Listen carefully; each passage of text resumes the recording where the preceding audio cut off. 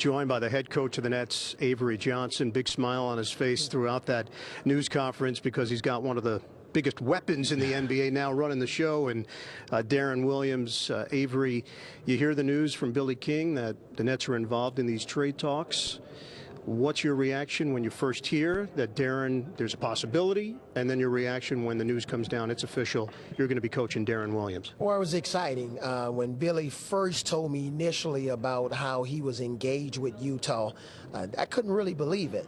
But I was excited to hear the news, and I think I just stayed in his office and lived in there until the deal was final because I just didn't want to believe I was dreaming. So, again, we're excited about Deron. He's a phenomenal talent. He can do so many things on the court.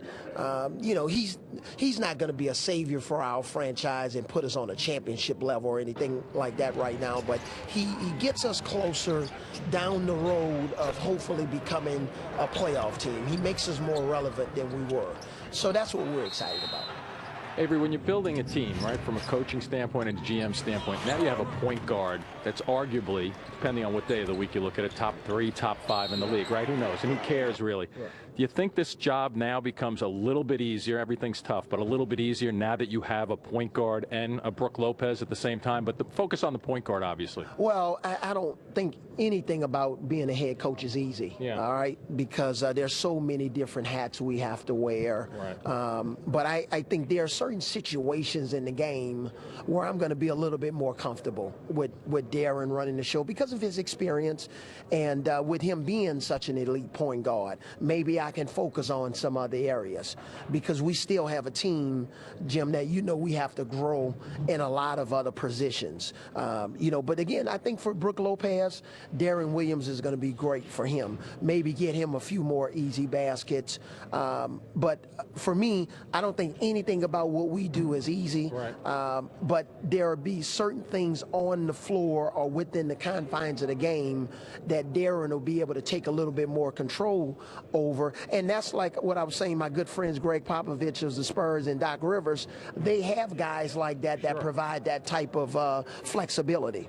Well, if I'm Morrow or I'm Sasha right now, I'll tell you one thing. I'm very happy that I have this guy who's averaging 10 assists a game. Yeah, and again, and this is what I tell people. When you're averaging 10 assists, that means the people or teammates that he's passing the ball to, the ball's got to go in the basket. Absolutely. So, we've had an issue of making wide open shots here in the past. We got to make our wide open shots. That's what an assist are about because that's what he's going to get, guys. What has your interaction been like with Deron Williams over the past few years?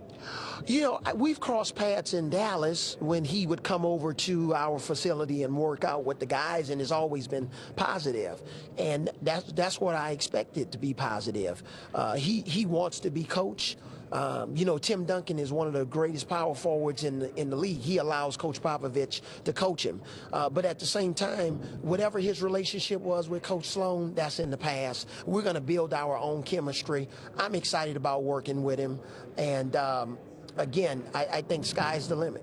You also know from your San Antonio days, a championship team, that the best players on that team were also considered among the hardest workers, that there is a cause and effect. With Deron, are you getting a player that is known for his work ethic and known for setting the bar high for the rest of his teammates to follow? Absolutely, and that's why they've had that consistent success in Utah since he's been there.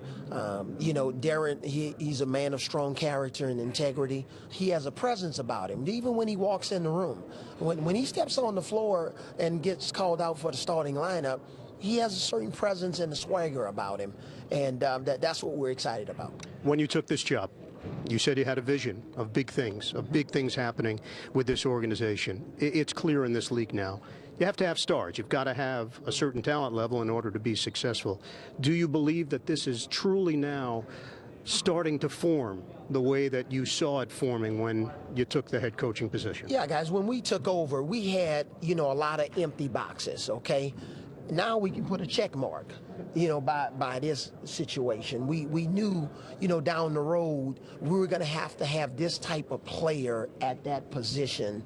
And that's no knock on Devin Harris. Devin Harris was terrific for us here, and I've had the luxury of coaching him 2 times. But again, this is a different situation. So now we can put a check here. When Brooke continues to grow, then we'll be able to put a check at that position, at our 2, 3, and 4 position. And in the bench, we still have issues that we have to address, and that we have empty boxes that we want to put a check mark by. So again, Billy and I knew when we came here it was going to be a process. It still is. We haven't arrived yet, but this inches us closer to becoming a better team. And at the same time, Avery, I would just be curious from your thoughts on the fact that having a guy like Williams on your team, a guy who can go fast, a guy who can go half-court sets, basically play any way you want him to, when you start building whatever it's going to be in the future, at least you know you can really be selective to a degree, and maybe not so selective if you want to. Yeah, absolutely. It's good to be able to play at different speeds. Yeah. We know in the playoffs the game slows down no matter how fast you play in the regular season. If you look at our game last week before the All-Star break against Boston, we're pretty much in that game the whole night, except for our start when I called probably the fastest 20 in the history of sports. I had to tell him it was a timeout. He didn't know what was going on. But again, we were in that game until the 5-minute mark. Boston turns up their defense a little bit. We don't score the rest of the evening. And I know Boston, they do that to a lot of people. Right. We think, with Deron, we'll be able to still have a chance in some of those situations, and that's all you can hope for. Avery, good luck. You got a business trip. You got places to be.